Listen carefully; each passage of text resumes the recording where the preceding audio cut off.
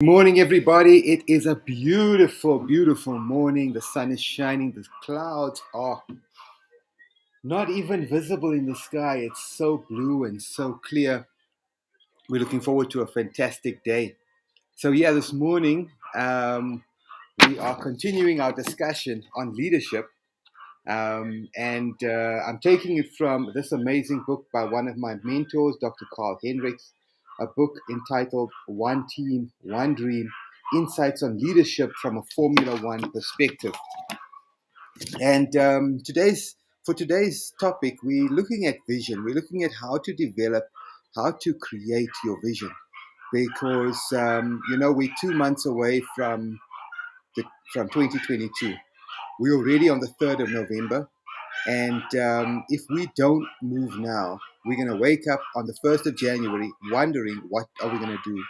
What can we change? How can we make the year better? So it's been very important to me and very dear to me over the last couple of weeks to position myself and to get myself ready for success.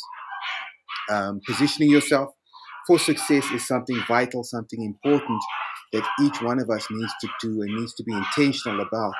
That is what legacy is. That is what intentional legacy is. I want to ask you one question this morning. Just one.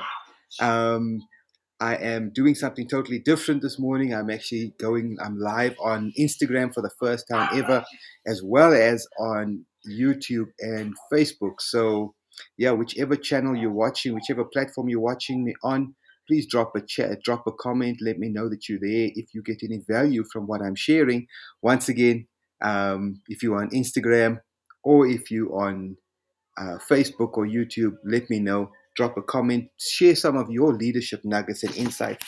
And yeah, let's grow together. I like the saying, here we grow. Because right here on these platforms that I have the privilege of being on, we try to grow. Focus on the positivity, focus on moving forward.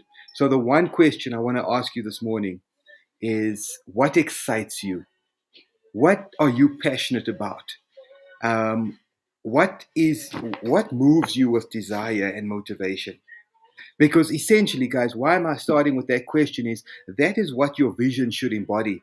Your vision should embody your values, your morals, your beliefs, your worth. Yes, you're worthy. Did you hear that on Insta? You're worthy.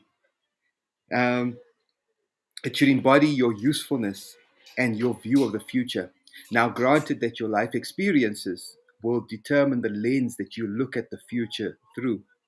But it's important for you to recenter. It's important for you to get back to who you are, understand your worth, define your worth, define you, find what excites you, and build your vision from there.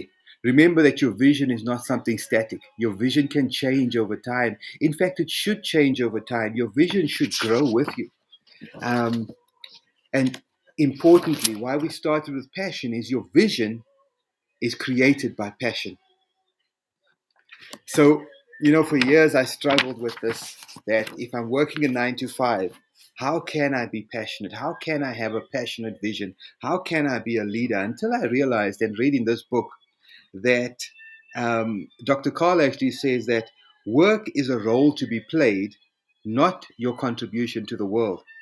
So true leaders with vision, however, do not just have jobs. They have lifetime commitments to their vision. Imagine, guys, when you think about your work, if you have a 9 to 5, if you are full-time employed, if you are employed, if you are the employer, if you've got your side hustle, if you've got whatever you find yourself doing, if you look at what you're doing through a different lens, and this lens should be that I have a vision, and what I'm doing is not a job, but it's a lifetime commitment to attaining my vision. So my work is a means to reach my vision. The work that I do, the 9 to 5, the corporate that I work for, the boss that I serve under, the leader that I serve under in my volunteer organization, in my club, in my church, wherever you find yourself, um, that is It's not a job, but it's a lifetime commitment towards the attainment of my vision. That will change the way you see work. That will change the way you see your life. And let me tell you something. It's definitely going to spark a different fire within you.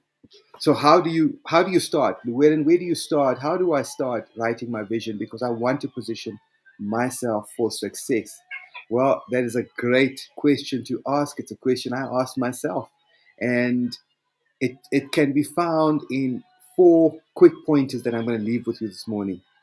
So remember that your mind can't distinguish between the between an imagined event and a real event.